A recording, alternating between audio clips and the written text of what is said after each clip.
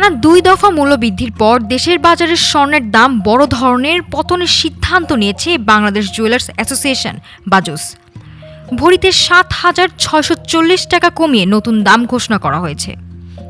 বাজুস জানিয়েছে, স্থানীয় বাজারে তেজাবি বা পিওর স্বর্ণের দাম কমে যাওয়ায় সার্বিক পরিস্থিতি বিবেচনায় এই মূল্য সমন্বয় করা হয়েছে। শুক্রবার সকাল 10টা থেকেই নতুন দাম কার্যকর হয়েছে। নতুন সিদ্ধান্ত অনুযায়ী প্রতি ভরি 22 ক্যারেট স্বর্ণের দাম নির্ধারণ করা হয়েছে 2,54,450 টাকা। 21 ক্যারেটের দাম 2,42,903 টাকা। এর আগে গত 3 ফেব্রুয়ারি সবশেষ দাম সমন্বয় করেছিল বাজুস। সে সময় ভরিতে প্রায় 11,000 টাকা বাড়ানো হয়েছিল স্বর্ণের দাম। স্বর্ণের পাশাপাশি দেশের বাজারে কমানো হয়েছে রূপার দামও। ভরিতে 175 টাকা কমিয়ে 22 ক্যারেট রূপার দাম নির্ধারণ করা হয়েছে 6,357 টাকা।